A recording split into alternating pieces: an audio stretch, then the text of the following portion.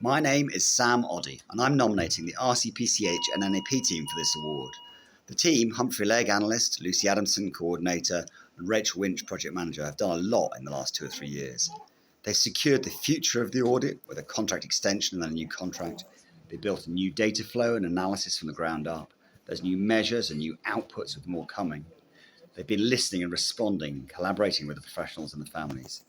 The team, they're principled with the powerful people. They're energetic with everything, patient with everyone, and goal-directed in the face of obfuscation. They're sensitive to strengths and weaknesses, open and responsive to feedback, thoughtful with the issues, caring with the staff, the families, and their babies. They've made useful, I think, brilliant outputs, helping us to see the improvements in the care we deliver. On behalf of the neonatal teams and the babies, thank you, RCPCH and NAP team. Neonatal Stories for Change. 2 parent facilitators. 1 successful bid.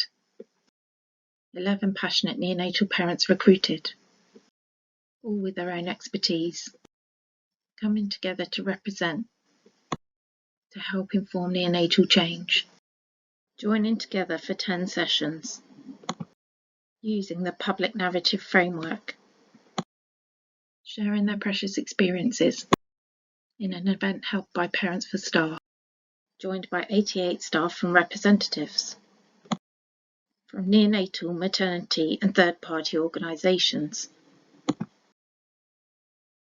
with 3 calls to action. Pledging our shared commitment to change, I pledge to engage incorporate parents their stories within our education programmes and curriculum. This was the most powerful event in my 19 years of being a midwife. What next? This is just the beginning. With an emphasis.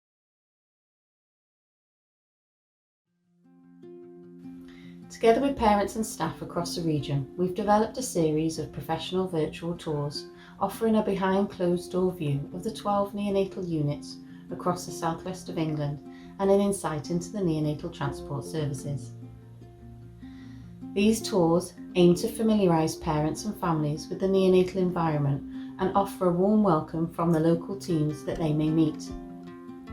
The interactive nature of the tours puts parents in control.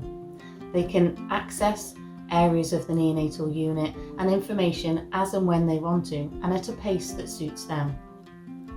Parents have been integral in its design, and as such, these tours have become so much more.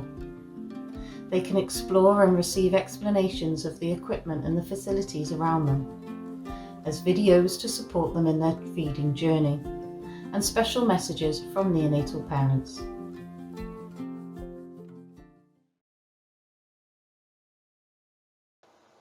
My name is Ruth Gottstein, and it is my pleasure to have nominated the payload team at the NICU St Mary's Manchester. They led this study, pharmacogenetics to avoid loss of hearing, in collaboration with partners to assess the feasibility of implementing a rapid genetic point-of-care test in an acute setting to inform antibiotic use. This genetic mutation is strongly associated with aminoglycoside-induced ototoxicity even after a single dose of antibiotic. The prevalence of this gene mutation in the population is variable, but sits at approximately 1 in 500. The genetic point-of-care test from a buccal swab gives a result within 26 minutes, allowing individualised antibiotic prescribing. The study continued in Manchester despite the COVID pandemic. To reduce false positive rates, 2 assay modifications were made by the industry partner GeneDrive. The results have been published. The test is highly sensitive and specific. This MT-RNR1 GeneDrive assay can provide a result in a clinically relevant time frame. The assay has the potential to avoid aminoglycoside-induced hearing loss for thousands of babies nationally and globally. NICE has recognised this and has given early value assessment guidelines for any NHS trust who are rolling this out currently or in the future. I strongly recommend this to the audience and thank our payload team.